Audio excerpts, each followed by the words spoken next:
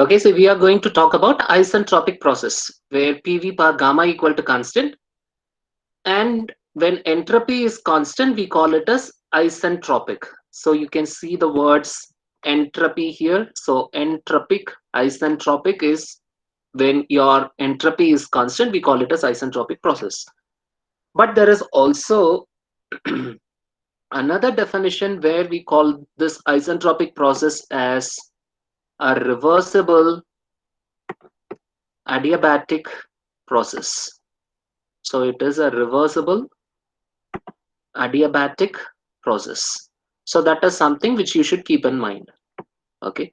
So we know that the first law, when it is applied to the process, when I say first law, the first law of thermodynamics. Okay. So the first law dq is du plus dw. That is what the first law tells us, right? So now when we say it is a reversible adiabatic, when you say adiabatic, there is no heat transfer. So your heat transfer becomes zero. So for an adiabatic process, there is no heat transfer. So dq becomes zero for an adiabatic process. So what is left out is du plus dw. We are dealing with small terms here, small u and small w. Okay. So we can write from in the last class we said we have seen a couple of classes before we have seen this du can be written as cv times dt. So cv is specific heat at constant volume times dt, that is your du, and dw is your work done. We are dealing with the closed system here. So we can say that the work done here dw, which is in the differential form, so I can write it as pdv. Okay, so we have got CVDT plus PDV equal to 0. Okay, so let's note down this particular equation. Let's call this as equation number 1. Okay, and then let's have a look at the ideal gas equation of state, which says PV equal to RT. This is your ideal gas equation of state. Okay, P small v equal to RT. Let's differentiate it on both sides. So if I differentiate it on both sides, I'll have d of PV on the left hand side, and I'll have, which is equal to differentiation of RT on the right hand side.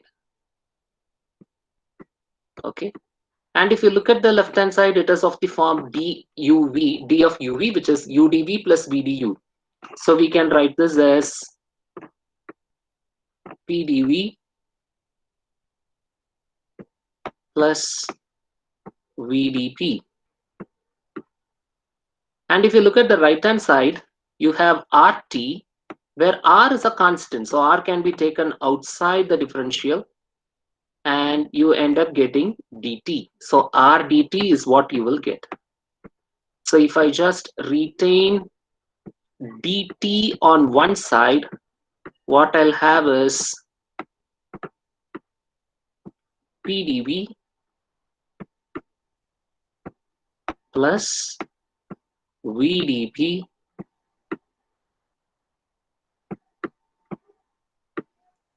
divided by R. Let's call this as equation number 2. Okay, and now let's say, let me substitute. Okay, I just write sub. Sub is for substitution. Let me substitute this equation number 2 in equation number 1. Okay, so I have a dt term in equation number 1, which is along with cv. So let me put this dt term over here. So what I'll get is cv times, so it's quite a lengthy term, so it is pdv plus vdp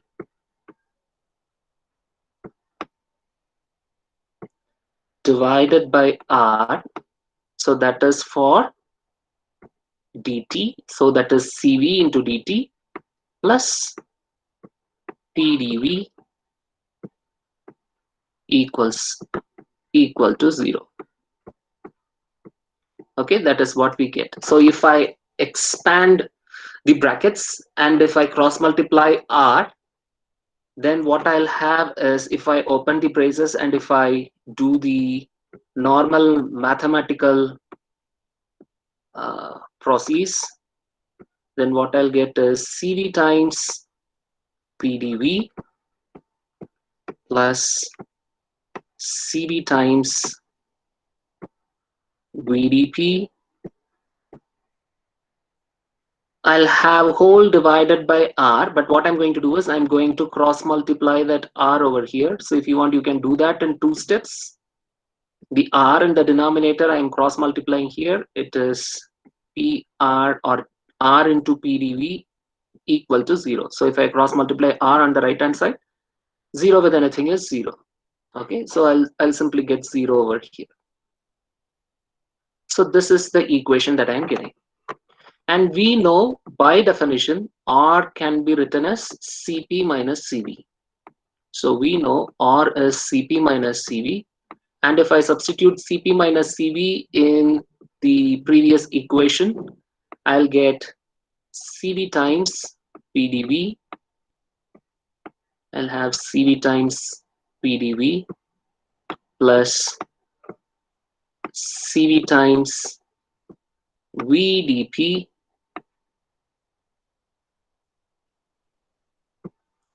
plus Cp times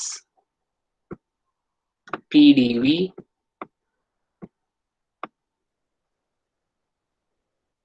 minus Cv times PDV. So now you can see in this particular equation, the first term and the last term are the same with opposite signs. The first term is plus Cv times PDV, and the last term is minus Cv times PDV, so I can cancel out these two terms. So I end up getting just two terms in the equation, which is Cv times VDP plus Cp times PDV. Okay, so this is what I have, and I equate this to 0. Okay, and now what I'm going to do is I'm going to divide this by, I'm going to divide the above equation by Cv times PV. I'm going to divide the entire equation by Cv times PV, so that is not going to violate any mathematical rule. I'm going to divide it everywhere. Okay, so if I do that, what I'll have here for the first term is dP by P. So if you divide the first term, CVV will get cancelled. So what you will have is dP by P. And in the next term, you will have Cp times divided by Cv. P and P will get cancelled. And what you'll have is dV divided by small v, which is equal to 0. Okay. So now if I integrate it on both sides, so I'll write this as on, I'll just write integ, you can complete it. It is on integrating on both sides, or let me write it, on integrating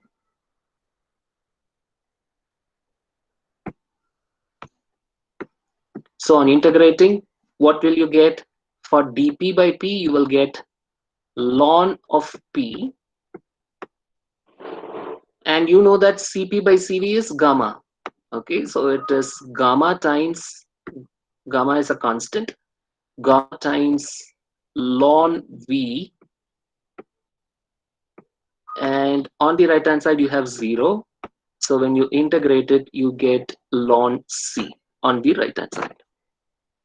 Okay, and by the logarithmic rule, you can further write this as ln P plus ln of v to the power gamma. I can write it like this using the logarithmic rule. So this gamma can be taken to the power of v according to your logarithmic rule. Okay, and I'll have ln c. Further, you have ln p plus ln of v to the power gamma. By another rule, you can write this as ln of p v to the power gamma. This addition can be converted into multiplication, and I can write this as ln c. And so now if I take the exponential term on both sides or the anti-logarithm on both sides, what you will get is simply pv power gamma equal to constant. So this is how we say that for an isentropic process, the equation is pv power gamma equal to constant. Okay, so look into this polytropic process a little bit in detail. Okay, the other day when I think probably the last class or the day before the last class, we looked into the table.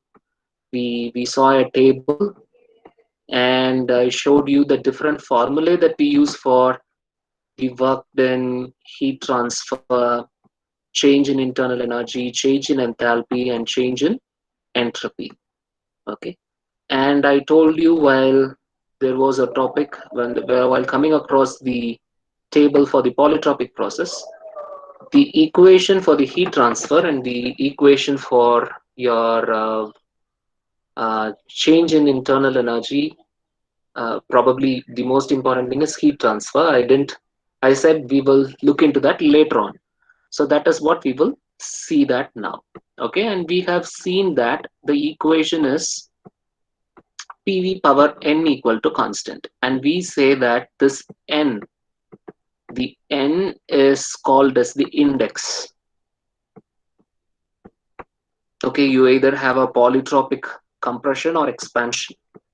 Okay, so if you have a polytropic compression or expansion, then there is a value for this n usually above 1, greater than 1, and people call that as index of compression or index of expansion.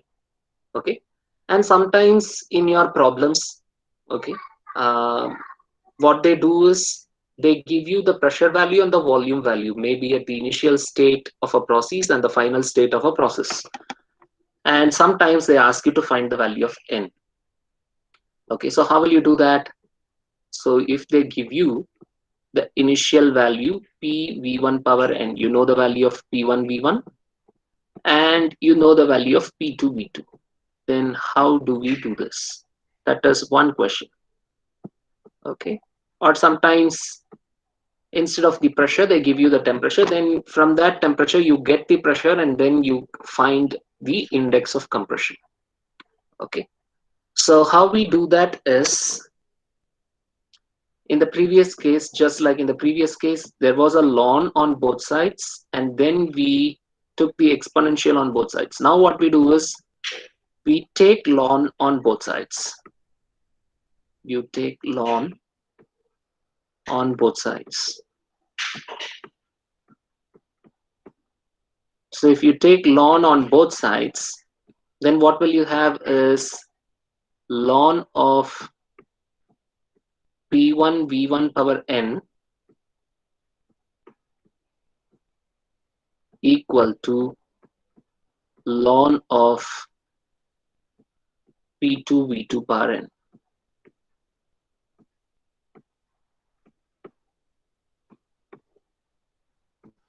Okay, so and then just like we did in the previous case, I can split this term. I can write this as ln p1, and then I can write this as plus ln v1 to the power n, and in the next step I can write this as n ln of v1. So I'm just going to do that here itself. What we do is we write it as ln of v1 power n, and then again applying the logarithmic rule, we write it as n ln v1. So let me write that directly here. So let me write this as n ln v1. Okay, and in the right hand side also it happens to be the same. You get ln p2 plus n ln V2.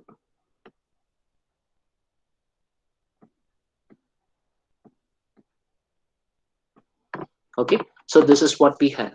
And then what we can do is we can say ln of P2, we can take the pressure terms on one end, minus ln P1 equal to n ln V1 minus n ln V2.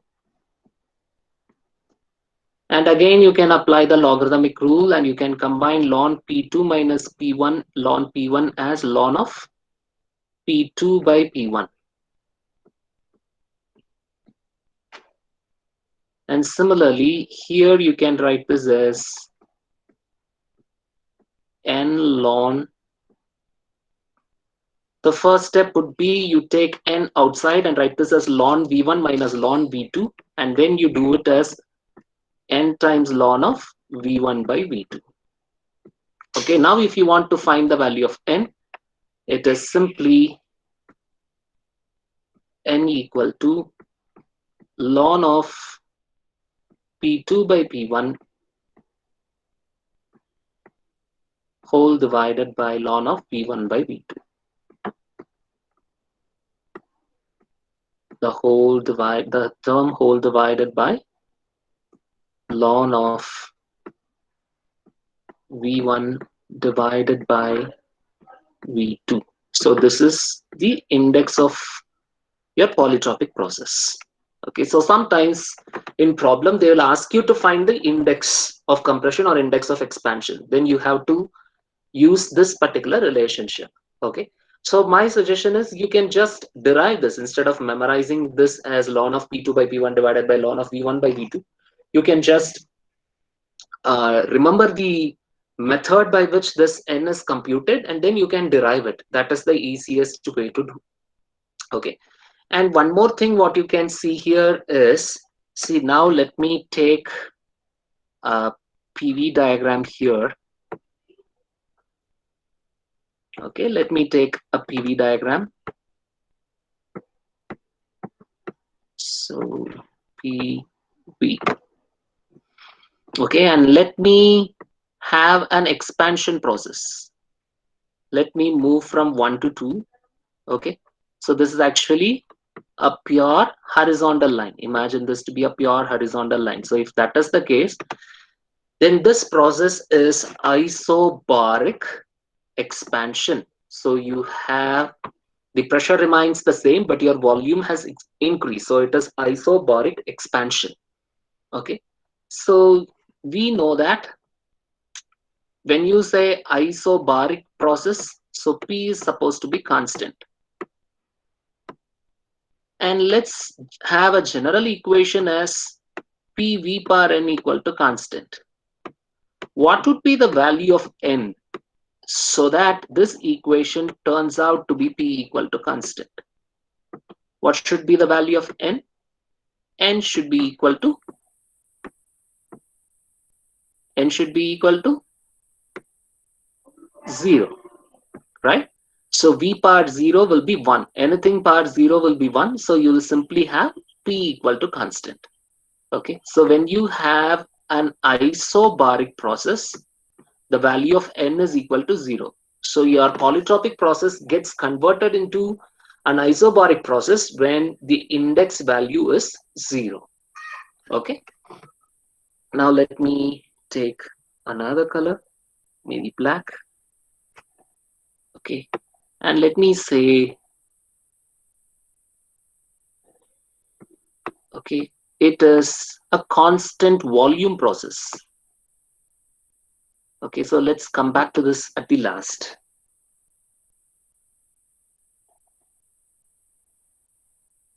And let's say I have another process, another expansion, and let me call this as isothermal. Okay, when do you have isothermal? The isothermal process is PV equal to constant. So when will your polytropic process become isothermal?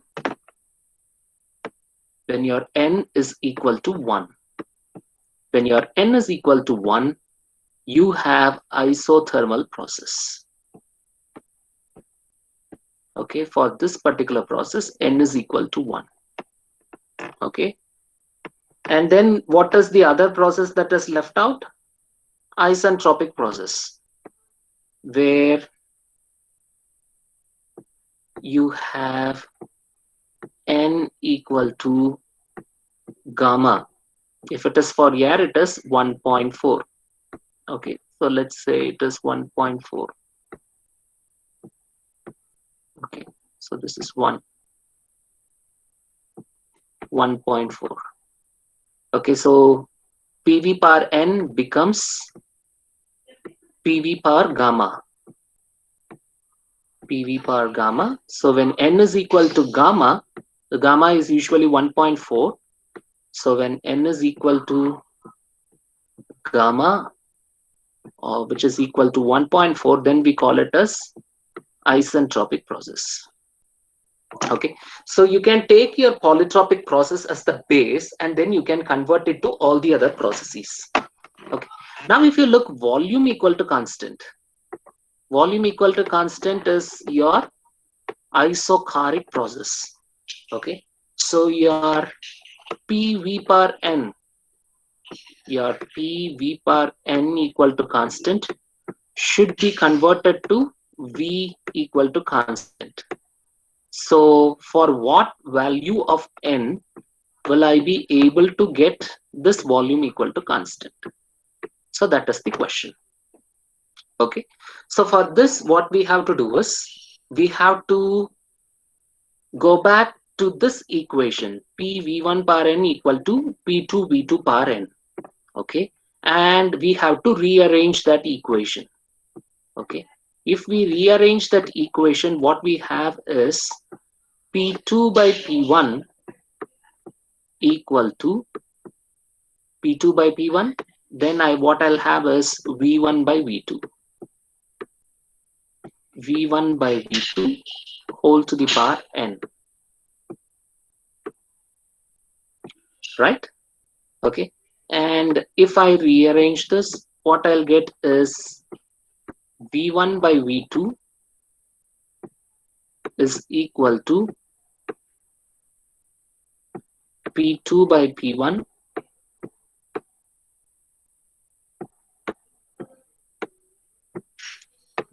whole to the power 1 by N. Okay.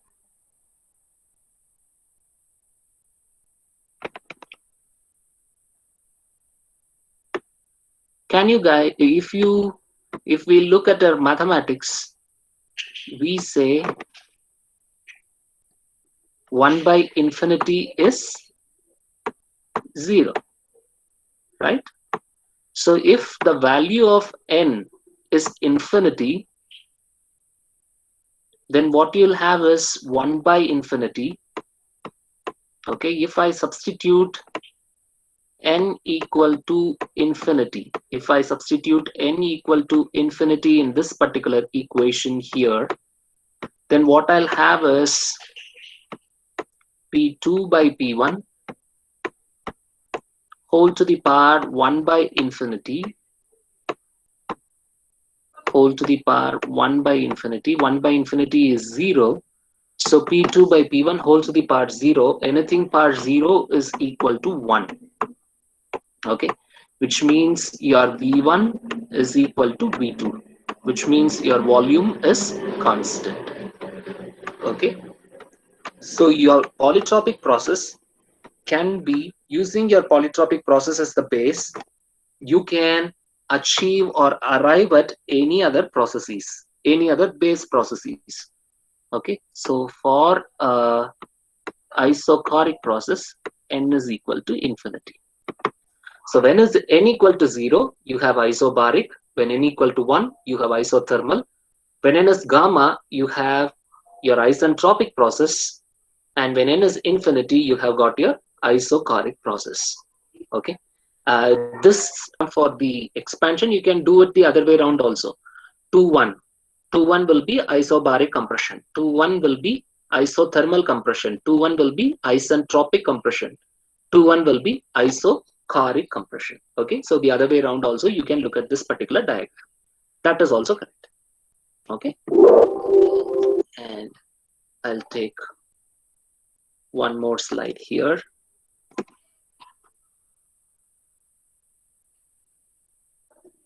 For this particular polytropic process, okay, if you look at heat transfer, the heat transfer for a polytropic process, we have to derive this from the first law of thermodynamics, using the first law of thermodynamics. So the first law of thermodynamics tells us or gives us Q is equal to delta U plus W. So what is the value of this delta U? Delta U, we know for a polytropic process, it is going to be mCV into T2 minus T1. Okay, so that is the value of delta U. So for delta U, this is the common equation. For every process, it is mCV into T2 minus T1. The only thing is for an isothermal process, because the temperature remains constant, your delta U becomes 0. Okay, so for W, the isentropic process, you can write this as mR into T2 minus T1. So this is mR into T2 minus T1 whole divided by 1 minus N. So this is what we have. Usually we write this as P2V2 minus P1V1 divided by 1 minus N. Okay, and instead of P2V2, I can write this as MRT2, and instead of P1V1, I can write it as MRT1 using the ideal gas equation of state. Okay, and for this particular equation, you can see that M and T2 minus T1 is the same. So I can take that out. M into T2 minus T1 is the same, so I can take that out. So this is the same, and I can take this out. And what is left out is CV plus R divided by 1 minus N. Okay, so CV plus R by 1 minus N. And you know that R is Cp minus Cv. So I can write this as this, there is no change over here. So this is still M into T2 minus T1. And here we have Cv plus R, you can write this as Cp minus Cv whole divided by 1 minus N. Okay, so if you cross multiply, there is no change outside, so it is still M into T2 minus T1, so no change over here. And when you open the braces and when you do that, what you'll have is Cv minus NCV plus Cp whole divided by 1 minus N. Okay, sorry, there is another Cv here, minus Cv also. Okay, so now I can cancel out this minus Cv and this plus Cv. So what is left out is M into T2 minus T1. Okay, and then what I have here is Cp minus N times Cv whole divided by 1 minus N. Okay, and this entire term Cp minus NCV by 1 minus N can be taken as Cn. Okay, and they generalize this and write this as MCN into T2 minus T1. So if you go back to our previous session you can find this particular value in the table. It is MCN into T2 minus T1. Okay, and Cn is Cp minus NCV by 1 minus N. This is what you will be looking at that particular table. Okay, and this is a simple method by which you can estimate your heat transfer for a polytropic process. But there is another way by which it can be represented. Okay, so you can write this as MCN into T2 minus T1, or further, this particular equation gives us a connectivity between the polytropic process and the isentropic process. And let's see what that is. Okay. So what we can do here is there is no change in this M into T2 minus T1. This M into T2 minus T1 is the same. So we need not disturb this. Let this remain the same. So there is no problem with this particular term, M into T2 minus T1. Okay. Then what I do is, from this particular term, Cp minus NCV by 1 minus N, I simply take this term Cv out. So if I take Cv out, what I'll have is Cp by Cv minus N whole divided by 1 minus N. Okay, is that correct? And when I do that, I can still further write this as M into T2 minus T1. Okay, and further, let's not disturb the Cv in this particular step. Let's write this as Cv. And the Cp by Cv is nothing but gamma minus N. And here in the denominator, we have got 1 minus N. Okay. And now there is a closer thing which you can see here. M into T2 minus T1 by 1 minus N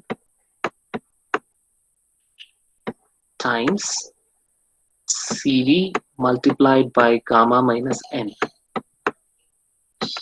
If you look at this particular equation, M into T2 minus T1 by 1 minus N, see the R term alone is missing.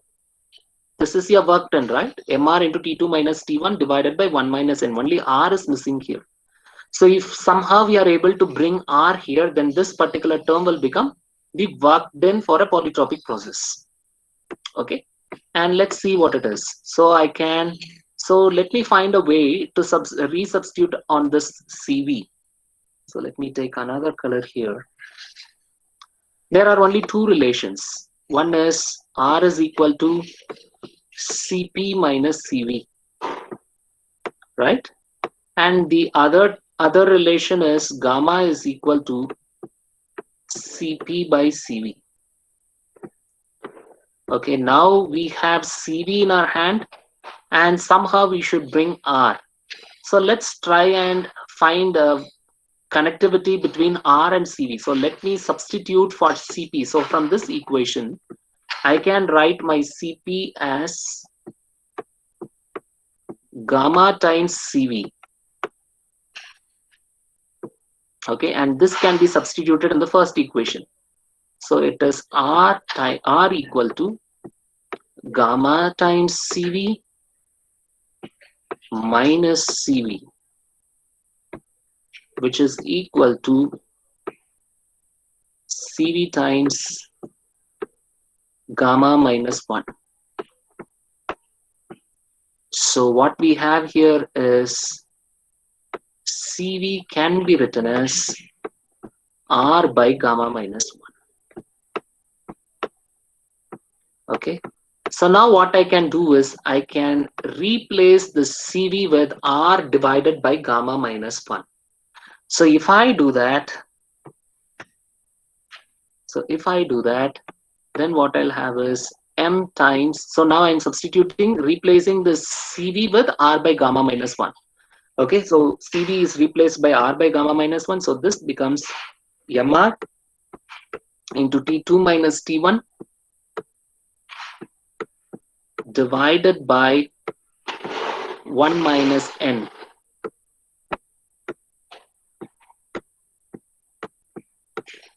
And here we have gamma minus N divided by gamma minus 1. Okay, so the other way around, how people call this is, this can be written as gamma minus N divided by gamma minus 1 times, and this entire work done can be written as a polytropic work done.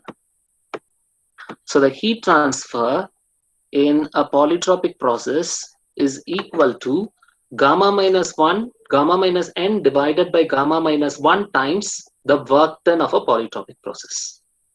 Okay, so this is one way by which you can do that. And the above equation, you can still rearrange this. So let me take a different color here. Okay, so instead of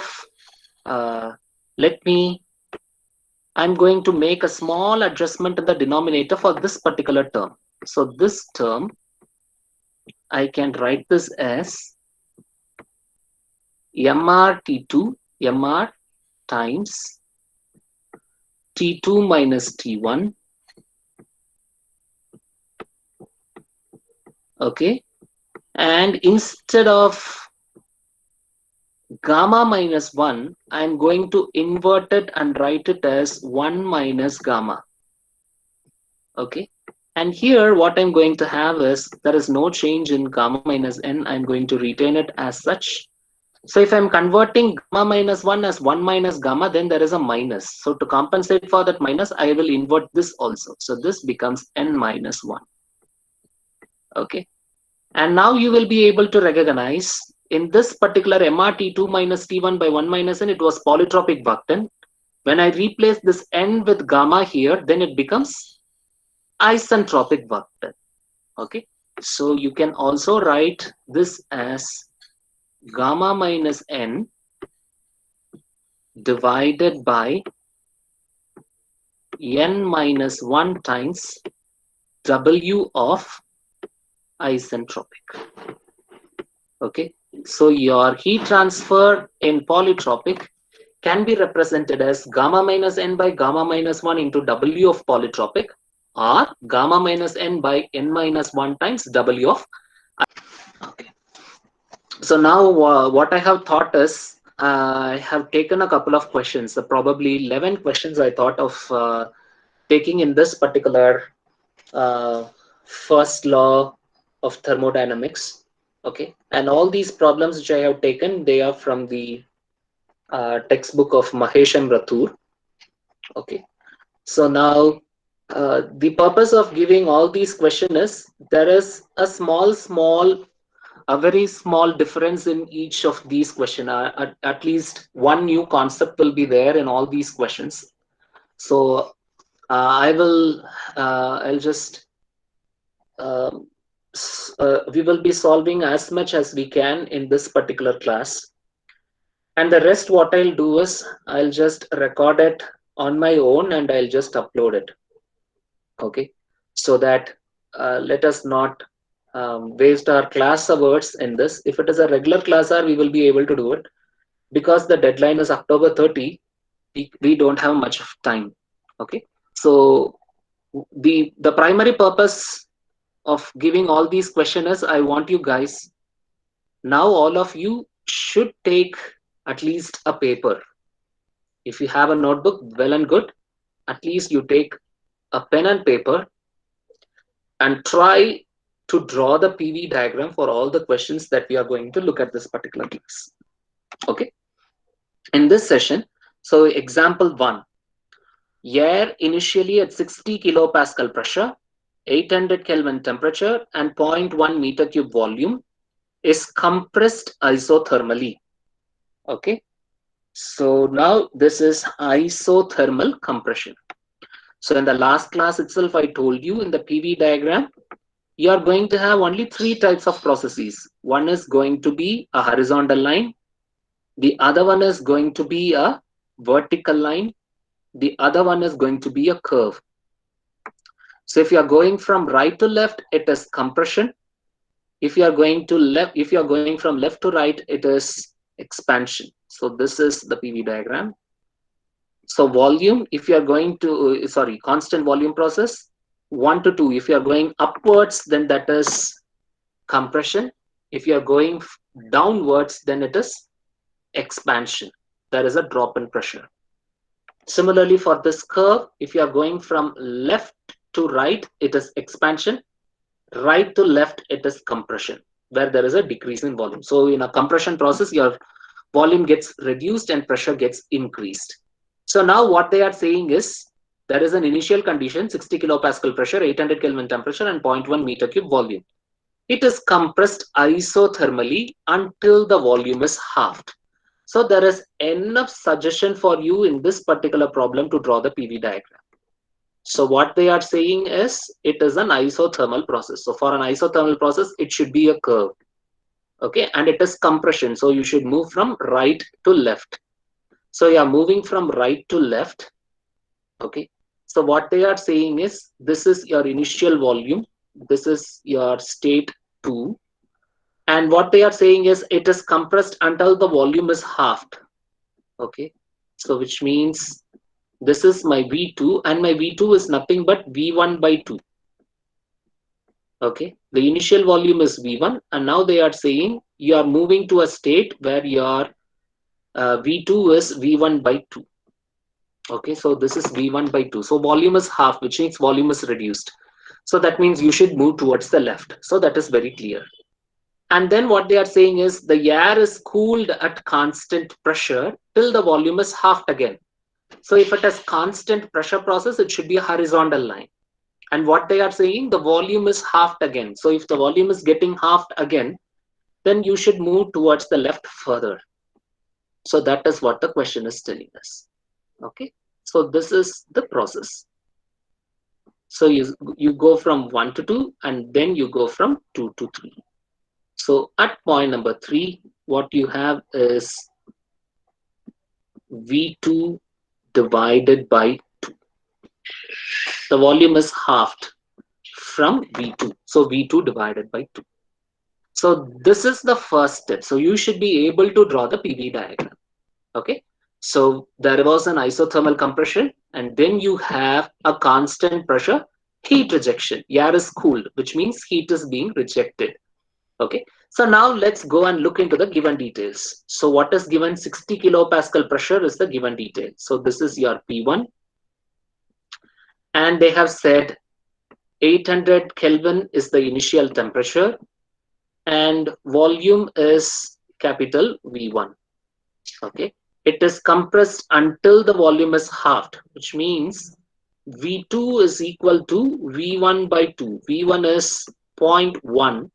So V2 is V1 divided by 2. 0.1 divided by 2 would be 0.05. So V2 is 0.05. And they are saying that the volume is halved again. When is the volume halved again? That is process 2-3, where your pressure remains constant. So you should understand that your pressure P2 is equal to P3. That is what they are saying at first. And then they are saying V3 is V2 divided by 2. Volume is halved again. V2 divided by 2. So this is V2 divided by 2. 0.05 divided by 2 would be 0.025. Okay, so these are all the given details. And what else they have given us? The working fluid is air. So if the working fluid is air, then Cp of air is 1.005 kilojoule per kilogram Kelvin, which means 1005 joule per kilogram Kelvin. R is 287 joule per kilogram Kelvin. Those things you should remember. Okay, so we have solved the first part of the problem, sketch the process on a PV plane that we have done. Determine the total work interaction and the total heat interaction, which means they are asking us to find out W12 plus W23, Q12 plus Q23. So that is the Q net and W net for this particular process. Okay, it is not a cycle, it is a process. Two processes together they have given us. Okay, so let's proceed with the work interaction. So if you start with the work interaction, we have to first find out W12. Either it is W12 or W12, both means one and the same. And we know that it is compressed isothermally, which means T1 is equal to T2. Okay. And we know that the relationship or the formula for an isothermal process is P1 V1 times ln of V2 by V1. P1 V1 times ln of V2 by V1. So it would be highly appreciable if you guys are following me by writing it in the notebook, and if you are solving this simultaneously using your scientific calculator. Okay, and you can substitute the values of the pressure, volume, and pressure, volume, and the volume inside the logarithmic sign. So P1 here is 60 into 10 to the power 3. So this is 60 into 10 to the power 3 into volume is 0.1. Volume is 0.1. Ln of V2 is 0.05 divided by 0.1. Okay, so now you will get some answer. So that is your W2. And it is fine if you write this in kilojoule. Even if you write it in joule also, it is fine. If you write it in kilojoule also, it's fine. Okay, so that is your W12. Okay, and then we have another process, W23. What is W23? It is a constant pressure process. Now remember, it is the process 23. So you have to be careful by writing the subscripts. Okay, so the usual formula for work done in a constant pressure process is P times V2 minus V1. P into V2 minus V1. Now the process is 23. So it is nothing but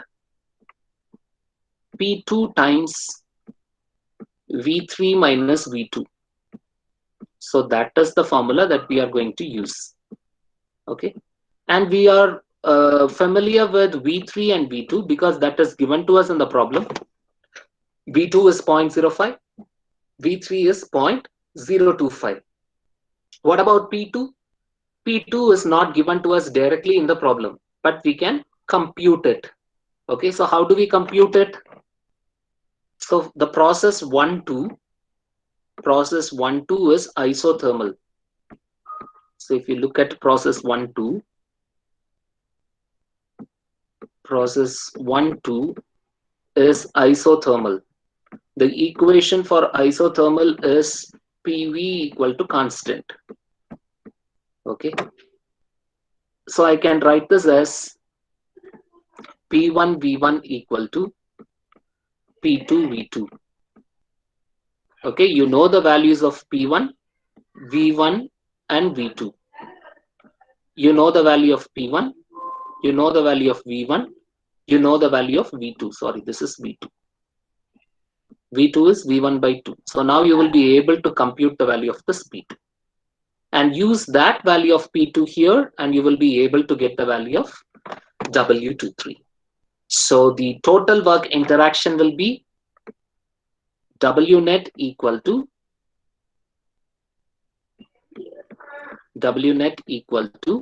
W12 plus W23.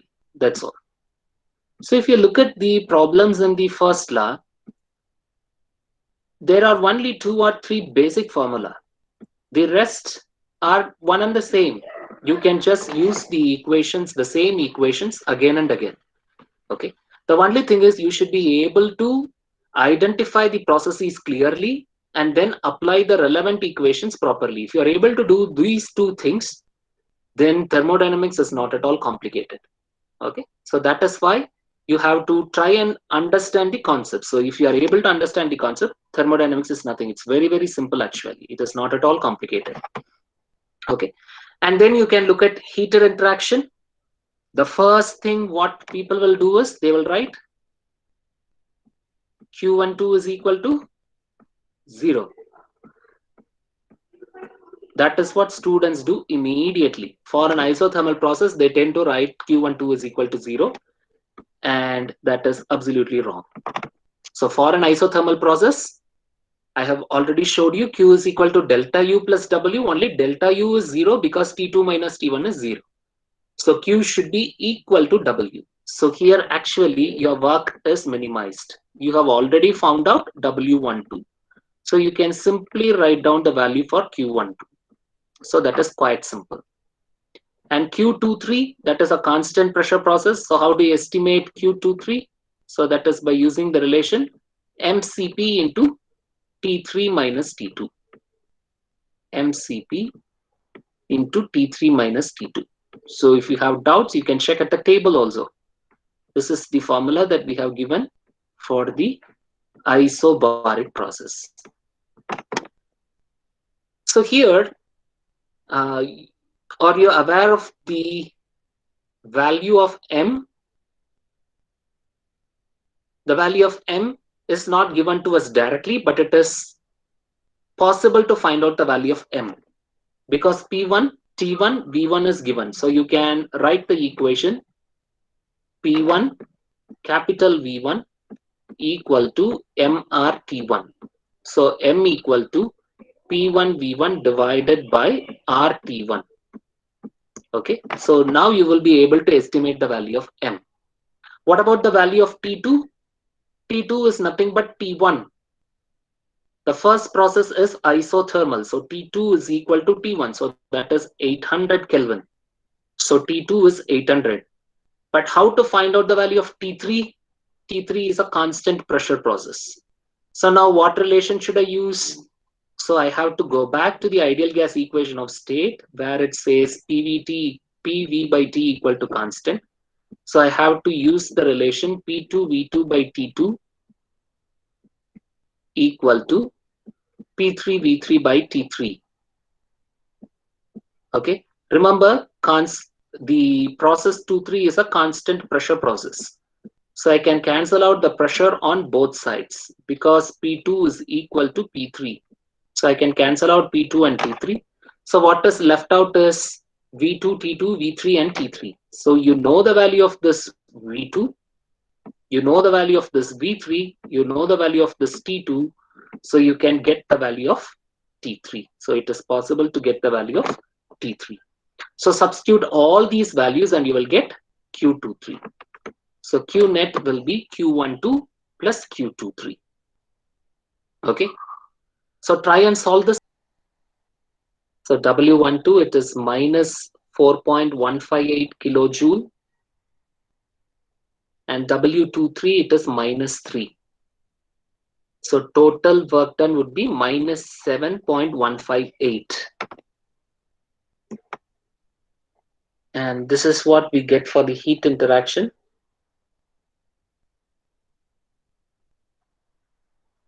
So already Q12 was minus 4.158 and Q23 is minus 10.5. So the total value is 14.658 kilojoules. So everything is in kilojoules. Okay, let's move on to the next problem. 1 kg of gas. So now try and draw the PV diagram on your own. So I'm not going to draw it initially. I'm going to give you the chance of drawing the PV diagram and then let's cross check it with my diagram. 1 kg of gas occupying 0.15 meter cube at a pressure of 12 bar is heated at constant pressure until the volume is 0.28 meter cube. So that is the first statement. So the initial volume is 0.15 meter cube. Initial pressure is 12 bar.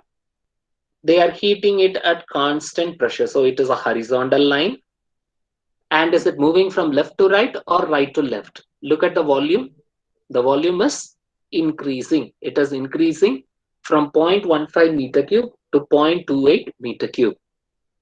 So the first process 1, 2 is a horizontal line that moves from left to right. So 1, 2 is a horizontal line that moves from left to right. What is the next process? The gas is then adiabatically expanded until its volume is 1.5 meter cube. So the volume is increasing again. So the curve should move towards the right. Okay.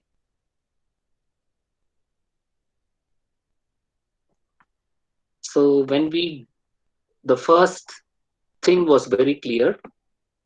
So the PV diagram. The first step is very clear. You are moving in the horizontal line. You are moving from left to right. So you are moving from 1 to 2. Okay. And now the volume is increasing again and it is isothermal. Okay. So now there is only two way of depicting this picture. Okay. Either your graph, your curve should go up like this. That is one way of looking at it. Or your curve should go like this. So how do I identify which of these two is correct? What they have said is the gas is adiabatically expanded, which means it is an expansion process. In an expansion process, there will be a pressure drop. The pressure will fall and the volume will increase. Okay, so where do we have a pressure fall? When the curve is moving upwards, the pressure is actually increasing. So this is not an expansion process. So the expansion process is supposed to be here where the pressure drop takes place. Okay, so your PV diagram will look like this. So you have a horizontal line followed by a curve. So this is your PV diagram for this particular problem. So if you are able to draw it, very good. You have understood it. If you are still struggling, that is not bad. All you have to do is solve more problems so that you will have an understanding of how it is done every single time. Okay. So now once you draw the PV diagram, now the question is the same. Calculate the temperature at the end of constant pressure heating and at the end of adiabatic expansion. Total work done. You are going to face the same question again and again in all the examples. The only thing is you should be able to identify the processes correctly and apply the equation corresponding to the processes. Then it will be nothing, very simple. So what is given? Mass is given. V1 is given. So this is your mass 1 kg. Initial volume is V1. Initial pressure is 12 bar. And this 12 bar is also your P2 because it is a constant pressure process. So P1 equal to P2 equal to 12 bar. And this was your, sorry, this 0.28 is V2 and 1.5 meter cube is your V3. Okay, so now they are asking us to find temperature at the end of constant pressure heating. So they want us to find the value of T2 at the end of constant pressure heating. At the end of constant pressure heating is point number 2. So they want us to find T2. And at the end of adiabatic expansion, which means they want us to find T3. Guys, you can note that this is adiabatic expansion, which means Q23 is 0. So whenever you find the term adiabatic, immediately you can say that Q23 is 0. Okay, so they want us to find T2 and T3. What will you do? So you have to use the relationship P1 V1 by T1 equal to P2 V2 by T2. But for that you need T1 first. So for which you have to use P1 V1 equal to MR T1. Okay, here pressure P1 is given, volume V1 is given, the mass is given as 1 kg, and R, don't be in a hurry to write it as 287. They have given the values of Cp and Cv. So you have to estimate the value of R using the relation Cp minus Cv. So once you know the value of Cp minus Cv, Then you can substitute it in this particular relation where you know the values of P1, V1, M, and R, and now you will be able to estimate the value of T1. Okay, so now you will be able to get the value of T1. So Sir, one, yes, sir, it will be T2 only, no, sir. Temperature at the end of constant pressure. yes, that is T2. But to know T2, you have to first find out T1, Okay, sir. is it not? Yes, sir. Yes, sir. Okay, because for a constant pressure process, we have to use the relation P1 V1 by T1 equal to P2 V2 by T2. Okay, we have to use the relation P1 V1 by T1 equal to P2 V2 by T2. Here the pressure remains constant. So you can cancel out this P1 and P2. V1 and V2 is already given to you in the problem. You will be able to estimate the value of this T2 only when T1 is known. And that is why we have estimated T1 now.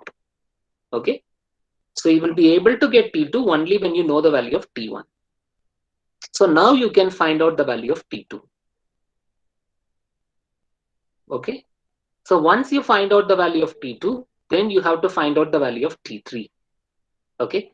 And here the process is, so here the equation will not be direct.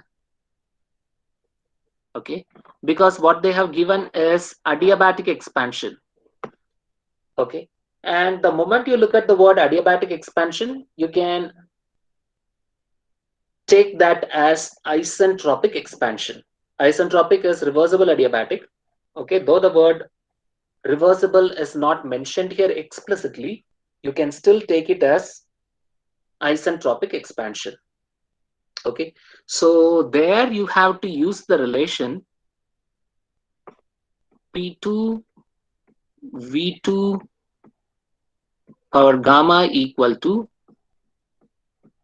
P3 V3 power gamma. Okay, the problem here is the temperature is not involved directly, but we have to bring the temperature in. So P3 by P2 equal to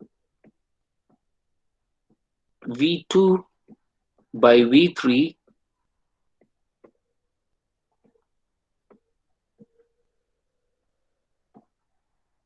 whole to the power gamma. Okay, the other thing is the next step what you can do is you can now write P2 V2 by T2 equal to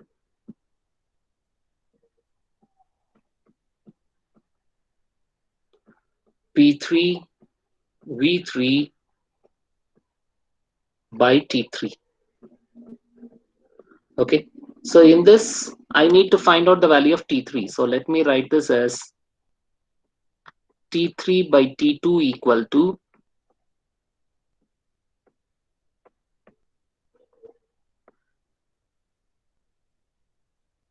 P3 by P2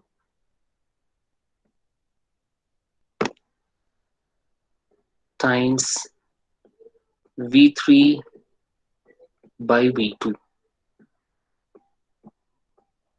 Okay, this relation has already given me P3 by P2 is V2 by V3 to the power gamma. Okay, so the first thing is V2 by V3 to the power gamma. This is V2 by V3 to the power gamma followed by V3 by V2. Okay, so if you take this V3 here in the numerator, the power is 1. Here the power is gamma. If I take this to the numerator, it will become 1 minus gamma. So similarly, here it is gamma, and if I take this here, it would be minus 1. Okay, so what we'll have here is we can write this as V3 by V2 whole to the power 1 minus gamma. So if you look at the textbook, they would have given this as the relationship between temperature and pressure. We didn't do this explicitly, but you can do this all the time. Okay, you need not memorize this. T3 by T2 is equal to V3 by V2 whole to the power 1 minus gamma. Similarly, you will have T3 by T2 is equal to P3 by P2 whole to the power gamma minus 1 by gamma. If it is in terms of pressure, you will have it as gamma minus 1 by gamma. I am saying this because I am taking the subject for about 5 semesters or 6 semesters, so it is just recorded in my memory. I have not memorized it by purpose because I have practiced it so many times. It has just come into my mind. If it is like that, then it is okay. But you need not memorize it. But if you are sure that your memory power is very good, then go ahead and memorize it. But still, I would recommend you to derive this particular relationship. Okay. Now, in this particular problem, you know the value of T2. Just now you have estimated the value of T2. You know the value of V3 and V2. It is given to you in the problem. Gamma is, don't be in a hurry to write it as 1.4. Here the CP CV values are given. So gamma you have to find out as CP by CV. So gamma value is CP by CV. So once you know the value of gamma, substitute it here in this equation and get the value of T3. Okay, once you know the values of T2, T1 and T3, work done is very simple. So work done, W12 will be P1 into V2 minus V1. Okay, so that is there directly. You can do that directly. The second one is adiabatic expansion. So you can write it as P3V3 minus P2V2 by 1 minus gamma, or instead of P3V3, you can write it as MRT3 minus MRT2, and you can write this as MR into T3 minus T2 divided by 1 minus gamma. Because you know the value of MR, T3 and T2, it is quite easy to solve that in that particular way. Okay. Okay. So let's move on to the next problem. Before that, I'll show you the answers. So we have estimated T1 using the ideal gas equation of state. Okay, and the answer is 614 Kelvin. And we have used the relation PV by T equal to constant, and then we have estimated the value of T2, which is 1146 Kelvin. Gamma is 1.38. T3 is 601.65. See, I have written the relation directly here. T3 by T2 is V3 by V2 whole to the power 1 minus gamma. Either you can write this directly, but preferably you can derive it as I have shown you in the previous slide. Okay, so you get the value of T3. So the first subdivision is finished here. And for the second subdivision, this is your W net.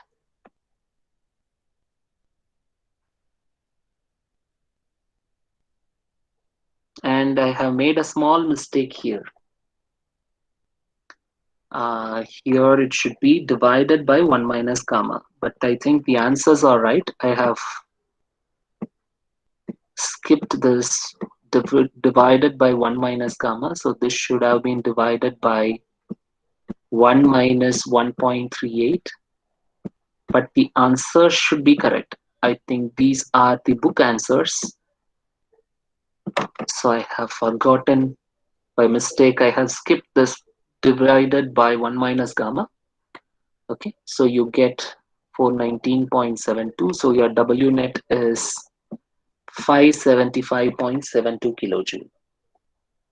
Okay, please be careful with the units. Follow one set of procedure, one set of rule, so that you don't mix up things. Okay, so I'll share the slides with you. So if you are not done, look into the slides and complete the problem. Try and do on your own. Yeah.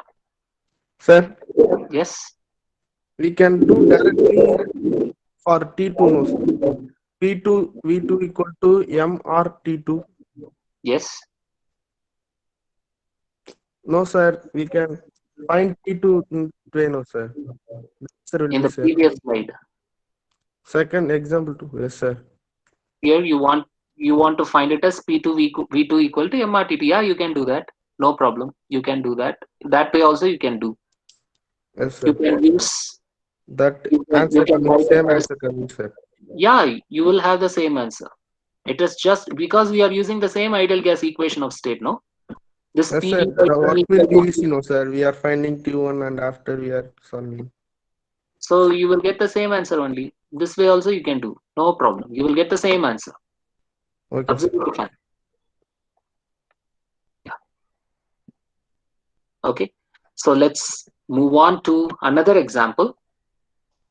0.5 kg of air is compressed reversibly and adiabatically from 80 kilopascal and 600 degrees centigrade to zero point 0.4 megapascal. So the first one is reversible adiabatic process, which means it is an isentropic process. Reversible adiabatic process is isentropic process. It is expanded at constant pressure to the original volume. Okay. So can you draw a PV diagram for this? There are only two processes here. There are only two processes here. One is isentropic compression and then expansion at constant pressure to the original volume. Please try and draw the PV diagram for this. I'll give you a couple of seconds. You can draw it. Try and draw process 1, 2, and 2, 3 together in a PV diagram. Means the process should move from right to left. Because they have said it is compression, the volume should reduce and the pressure should increase. Okay, so that is your process 1, 2, isentropic compression. And then what they have said is constant pressure. So it should be a horizontal line. Either I should move towards the left or I should move towards the right. What they have said is it is expansion, which means it should move towards the right because the volume should increase. And again, they have said it is coming back to its original volume. So this should be 2, 3. So this is constant pressure expansion. Okay. So if you have drawn like this in your PV diagram, it is well and good. If you have drawn otherwise also, you can correct it. So this is the PV diagram. But not only they have asked the PV diagram, they have asked the TS diagram also. Now look at it. Let's look at it. If you are able to solve a couple of problems, then you will be able to draw the TS diagram also on your own. Okay.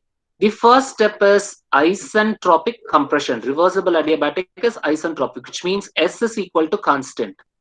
So if V is constant, we draw a vertical line. Here instead of V, you have S. So it should be a vertical line, right? And what they have said, it is compression. So if it is compression, the pressure should increase and the temperature should increase. Okay, they have shown the increase in pressure 80 kilopascal to 0.4 megapascal, but they have not showed to which temperature. But obviously the temperature should also increase if the pressure, if the process is compression. So your 1 to 2 should be upwards. Because it is isentropic, it is a vertical line, and because it is compression, it is upwards.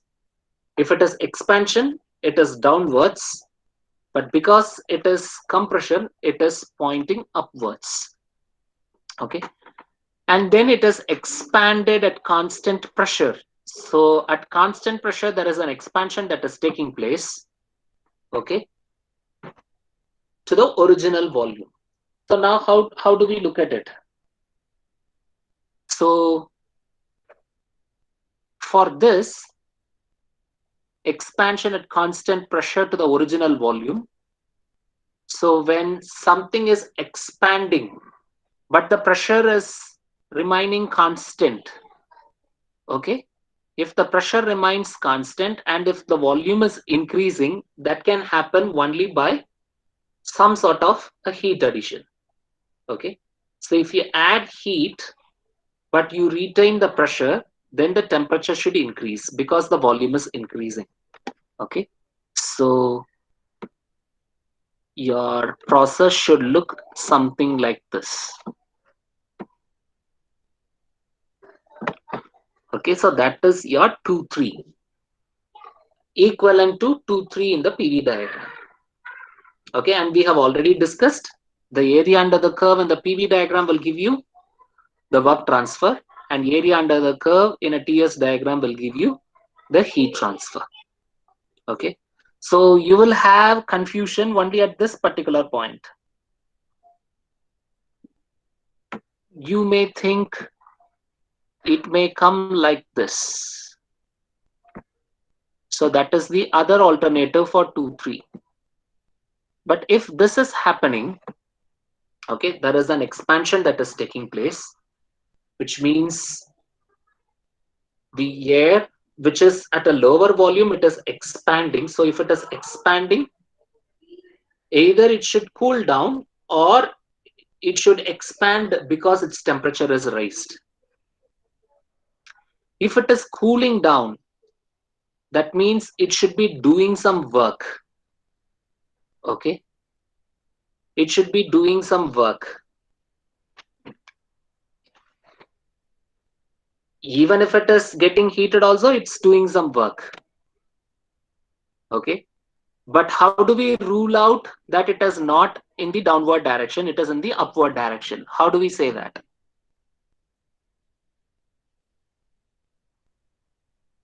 The correct answer is 2, 3 is pointed upwards and not in the downward direction. Why not in the downward direction?